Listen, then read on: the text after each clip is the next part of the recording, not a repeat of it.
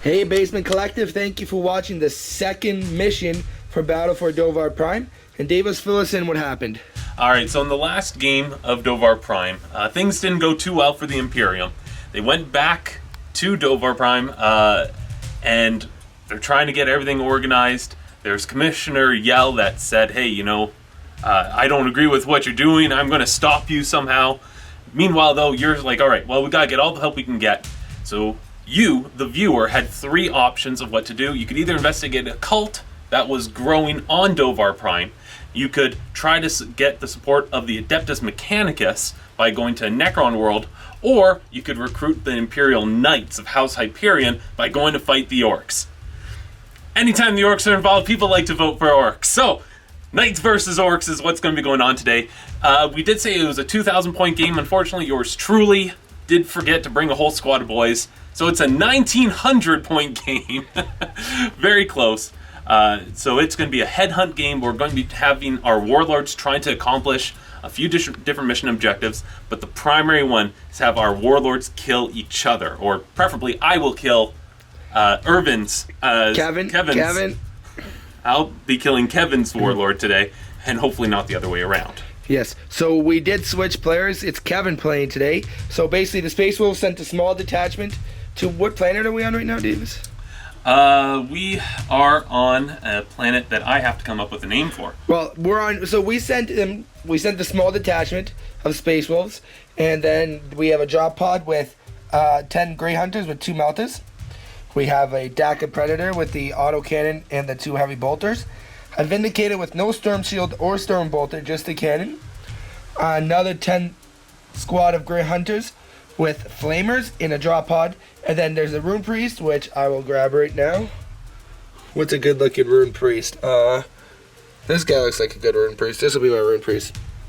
A Rune Priest, he's going to roll to give divination and prescience to one of my knights, hopefully my warlord knight specifically, in particular.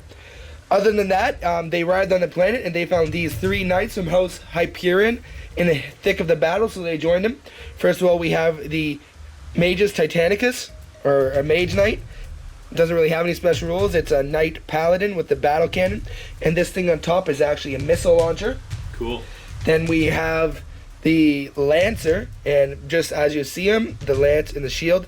And then we have Hermetes, the Baron or Lord Baron of this knight household of the Hyperion, and he has what you see on him. He has the missile, the Gatling cannon, the battle cannon. He does have just a heavy stubber, not the melt. I'll put the heavy stubber on in a second. But anyways, that is 1,900 points of wolves and knights. Now, does my warlord get a warlord trait? Yeah, your warlord will be gaining a and warlord does he trait. Get his warlord bonus, a +1 weapon skill and ballistic skill? Yes, he will, if he is your warlord, which I believe he is. Very good. And the knights are part of no detachment. They are just what you see, except he will have his +1 weapon skill and ballistic skill, and the warlord traits will come back after. So let's go ahead and see the orcs for this game. Here we have Davis's 1,900 or 1,898 points of orcs. What do we have, Davis? We've got 4 squads of boys just like this. We got 10 guys plus a knob with a power claw. So that's 1, 2, 3, and 4. That's a knob for the sake of the game? That is a knob. That is very good. For the sake of the game. Then we also have one of those squads of boys who's going to be riding around in a truck. We've got a not a DACA jet. It's the one with the burner bomb. It's a Melta bomb, pretty much. Nice. That's going to be dropping down. We've got a squad of Ludas here, mostly unpainted, and we've got a squad of guys with the guns. Rocket boys? Yeah, they're like rocket boys. Ludas. They're not Ludas. They are the tank bustas, and they will gain. If I can actually kill one of your vehicles with them for first blood, I'll gain an extra point. Nice. Yeah, that is cool. We got, of course, a ginormous Stompa, who's here to fight the knights. Walker to walker, super heavy to super heavy. And we've got 2 mech boys, both of them with shock attack guns. This one here, and this one here. This one is my war boss. He is the big mech killer DACA.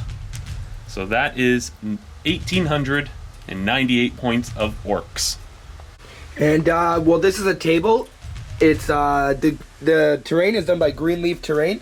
Certainly go check him out. He's a great guy. We love this stuff. And of course, the gaming mat is done by Table War or Frontline Gaming, and they're nice enough to donate this to us. So definitely go check them out. Table War and Frontline Gaming fat mats. We love them. It's a great product. Other than that, that's the table. And Davis, fill us in on the mission. What's the objectives and whatnot? So the mission is called Headhunt. What we're going to do is, the primary objective is to kill each other's warlord. Anytime, though, that our warlords score one of the primary or secondary objectives, they're going to be worth +1 victory point. If one of our warlords kills the other warlord, that's automatic victory right there. Sounds good. And there you have it. So other than that, we will roll for some warlord traits, psychic powers, and come back after we know those. Okay, now after we've rolled warlord traits and psychic powers. My warlord trait, I forget what it was called, Blessing of the Omnissa or maybe something like that. But one of his weapons got mastercrafted. I chose to give the battle cannon mastercrafted. And my level 1 wolf priest knows rune priest, knows prescience and foreboding. Other than that, what was your warlord trait, Davis? I got Prophet of the Wog! That means I can call it Wog on any turn except the first. Very good. He didn't have that before, so that's pretty good. He did not. Only war bosses can call the Wog, but now it's like he's a war boss. And for the sake of the size of the game, we're going to play Dawn of War Deployment, which is dividing the table this way. So we have a bigger deployment zone than we're normally used to. Although you guys are going to say that the Hammer and Anvil is the same size as the deployment zone. Technically it is. No, it's not. I don't know. Doesn't matter. We're playing Dawn of War. There's some slight differences. Some people have done the math. I think some of the good people at Daka. Okay, well, we're playing Dawn of War, so that's what we're playing. Other than that, Davis, I think all the pregame stuff is done, except no objectives. This is a custom mission. So I'm going to roll the red dice. I shall roll the green dice. Well, I'm going to win because it's red. 6-1. I think that definitely. You should have rolled the red dice. That suggests what's going to happen in this game, I think. All right. Well, anyways, we need some reinforcements after the last loss. Which, if you haven't watched that video, certainly go watch that right now because it's a narrative campaign, so they're building on top of each other. Yes, sir. Right now, you don't have any bonus points towards that. No, right now it's still 4,000 or 3,000. Right now, you are still sitting at 3,600. Versus the Tyranids 5,000? Actually, no, 6,000, yeah. 6,000. 6,000. So this is the second game, and I think we're playing 8 games, so we still have 7 more games, 6 more games to go. 6 more, yeah. Anyways, we'll come back after the deployment. Hey, Basement Collective. So, I know a bunch of you have mentioned that you wanted to see Kevin and I do a bit of a tactical breakdown or strategic breakdown of what we're planning to do. So I'm going to go ahead and show you what my plan is here for the orcs. Now, probably a lot of you are aware that orcs, we love our orcs, but they're not always the best for taking on high armor stuff. So what's the plan? Pretty much right now, I've kind of got things a bit spread against Kevin's forces. I'm trying to hopefully hit him mostly on a flank over here and see if I can work my way up. Now, considering that knights move as quickly as they do, it's not a great plan, but it's about the best I got. In the meantime, my 2 shock attack guns might be able to do some damage, depending on these lines of fire. And then we got, guys just trying to hopefully hold things off over here. There's a truck here that maybe my warlord can jump into if I need to make a quick getaway. And I've also deployed pretty spread out along the back here, so that if he does come down with a drop pod, should hopefully make it a little bit more difficult for him to find a place for that Melta right around the Stompa, unless it's directly in front of him. So that's my plan. We'll see if it holds up. Of course, no plan survives contact with the enemy, and Kevin's a pretty good enemy. Yeah, and for myself, I think what I'm going to do is going to ignore the Stompa at first. I feel that's a 700-point model. Yeah, it has 2 guns that can hurt my knights. Other than that, I don't think it can, and they're not strength D shooting, so I might lose 1 hull point, or if he gets really, really lucky, up to 4 hull points, but that's the odds are against him for that. So what I think I'm going to do is I'm going to ignore the knight to start off with. I'm going to have these 2 guys right here shoot. He's probably going to stay back and be a gun for now. This guy's going to ride up the flank and start charging this way. firstly probably take out the looters, then go on. Eventually, if he gets to the knight, he gets to the knight. And then the Space Wolves, just to provide support, wipe out some of the boys. I think I need to kill that truck, probably, as one of the first things I do, just so he doesn't have that speed. But that is that. So if we go over deployment real quickly, we have our Knight Paladin right here, our Warlord Hermites right there. Then we have our Vindicator, Predator, and the Lancer. Coming over to Davis' side, we got the Ludus in the Chiroon. One squad of boys.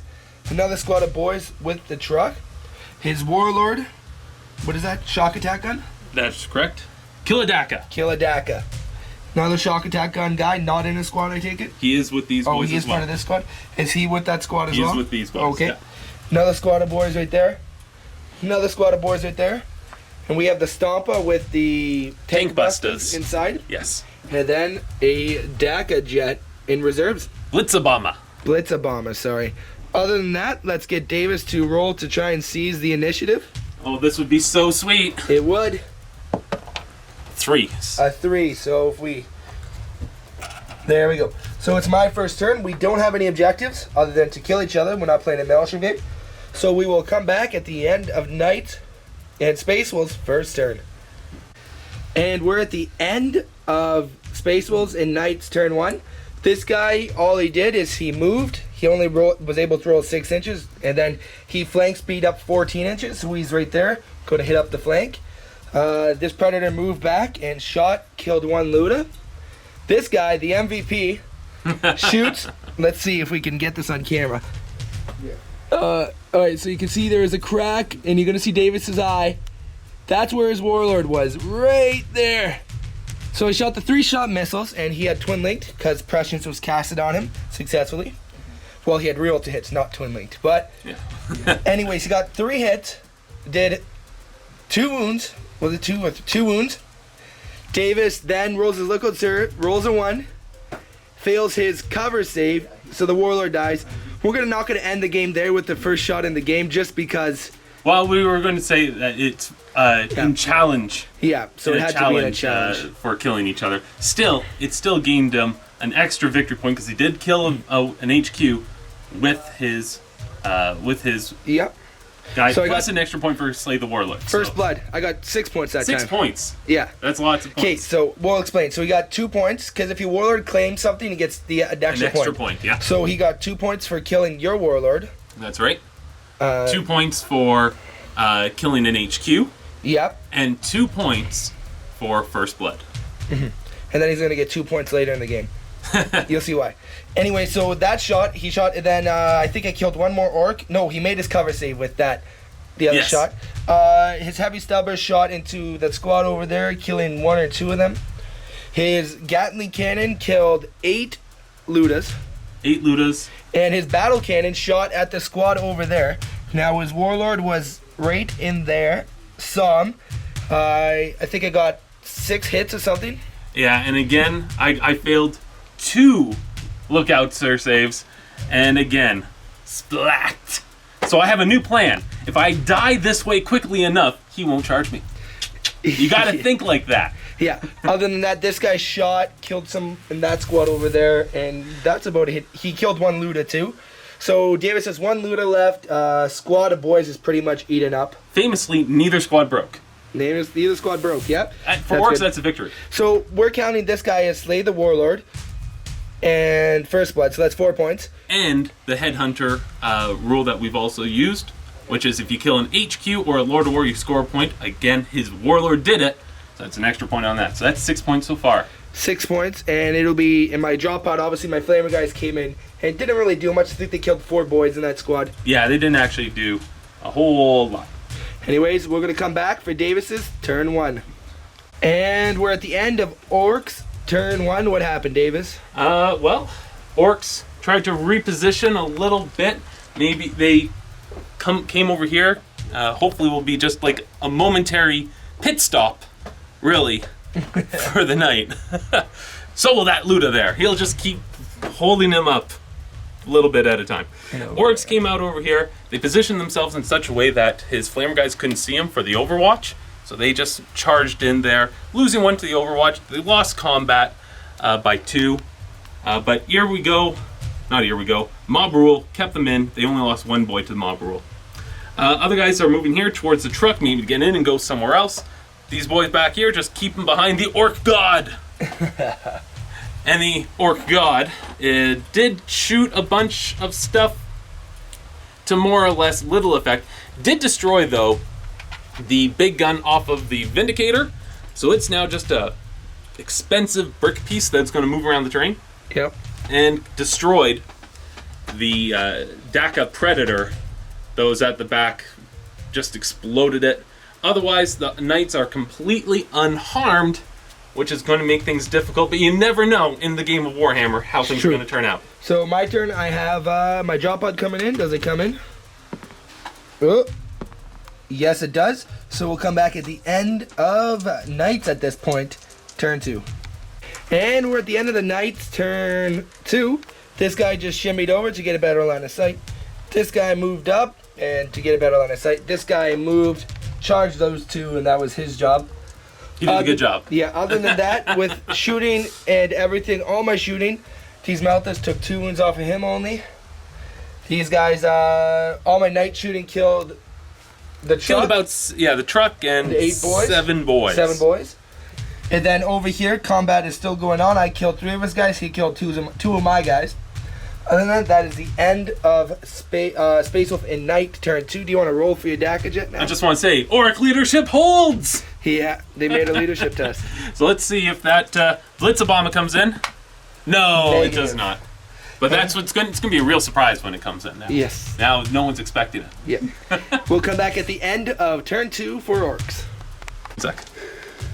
Okay, Davis, tell us what happened here. All right. So on this turn, guys just trying to reposition around here. Stompa moved on up. Shot a bunch of guns everywhere. Killed a bunch of these guys. Took another wound off that. Took a wound off that guy over there.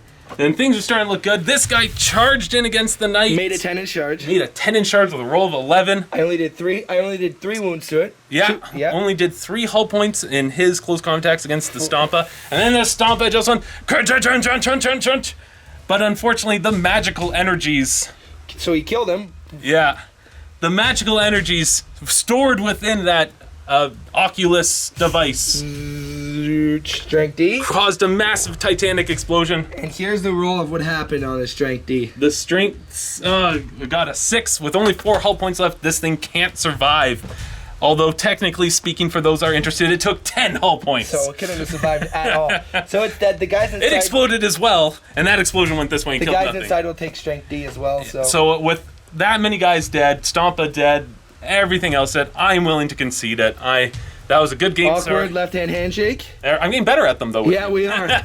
Okay, so what we're gonna do, guys, is we're gonna come back for a post-game show in a couple minutes, or instantly for you guys. Okay, we'll be right back.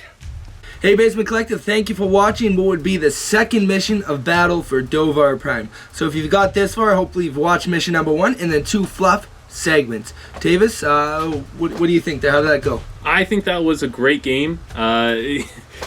Things were a little bit stacked against the Orcs after that first turn, but you know what? I think it makes up for the pounding that the Tyranids gave the Imperium the last game. Yeah, true. Now, you don't know this, but we filmed that Tyranid game twice. And the first game, something happened with it, and the video wasn't unusable, so we had to refilm it, but the Tyranids won that game as well. Yeah, the first game went pretty much exactly the same. And we were going to have Aaron do that one. That was back when your voice wasn't so good, but I'm really happy to see you back now. Yeah. My voice is almost 100%. I have an appointment at the end of November, and hopefully it's figured out by then. But it's well enough that I can actually film now, which I'm quite happy for. But anyways, yeah, that game was awesome. So basically, what amounted from that game is now I am going to get to use my HQ Knight, who is Hermites. The Great Knight Of House Hyperion in the final game. So my 3,500 points is going to go up to about 3,970 now.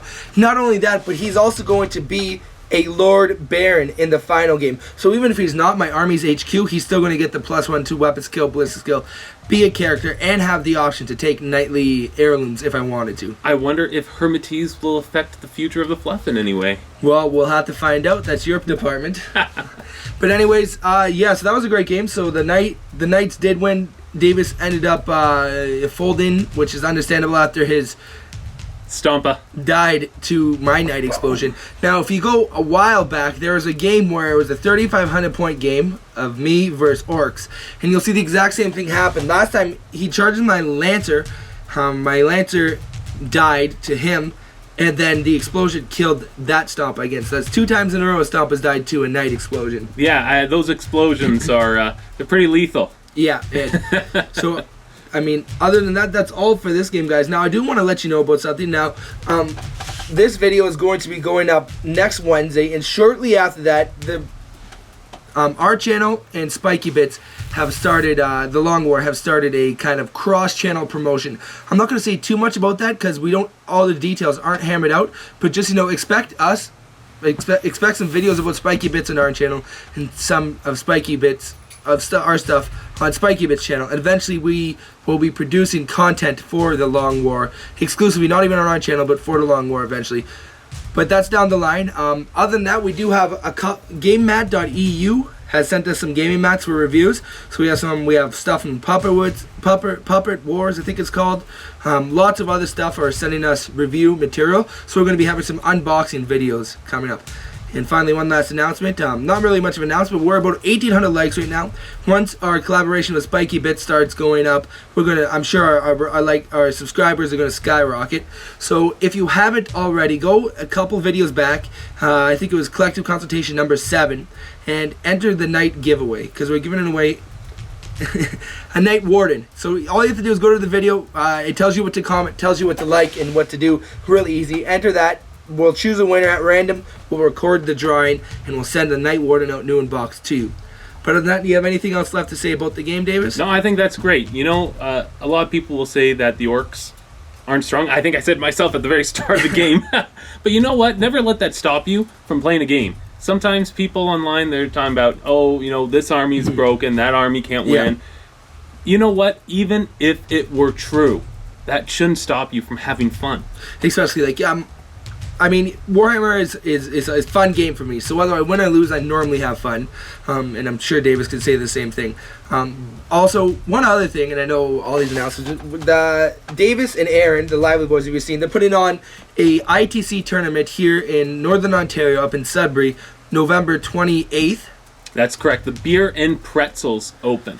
So if any of you are interested in coming, seeing ourselves having games with the Sudbury crew, having games with people from anywhere in the north, we're really trying to make this be the largest, most unique gaming tournament that the north has ever seen. And that's good. So I think at this point there's about 20 people who said they're going to go and whatnot. So that leaves 12 spots. Right? Yes, there's spots open for 32 people. It's $20 to enter, and then there's going to be a $10 lunch that will be catered if you want to come. So it's something really nice. Plus, yes, there will be a bar. It will be open, not an open bar. You would have to pay for it. Yes. And we will be checking IDs. I'll put a link to the description below, or their Facebook page in the description below, so you could get in contact with the Facebook page directly, say if you could go and whatnot, maybe if you're interested. Definitely check it out. But other than that, guys, maybe next Wednesday, not this Wednesday, this video is being posted next Wednesday, will be fluff video number 3 for the Battle for Dovar Prime, where once again you guys chose this mission, you guys chose the last mission. There'll be 3 more options for you to choose. Also, we're not sure what to name the planet that I'm sorry. At the beginning of the game, you heard me mentioning where we were, and I'm like, I don't know. So in the interest of this video and for future ones, I'm not the best for naming planets, turns out. I can come up with names for other things, but not for that. So if you have an idea for a name that you'd like to hear, even if it's a little bit silly, go ahead and put it in the comments. I'll read them over and I'll make sure to include them in future fluff videos. So there you go. Thank you guys for watching another Basement Collective video. Thank you, Davis, for coming to play. Not a problem. Good game again, sir. Battle for Dovar Prime mission number 2. Basement Collective signing out, and keep on wargaming.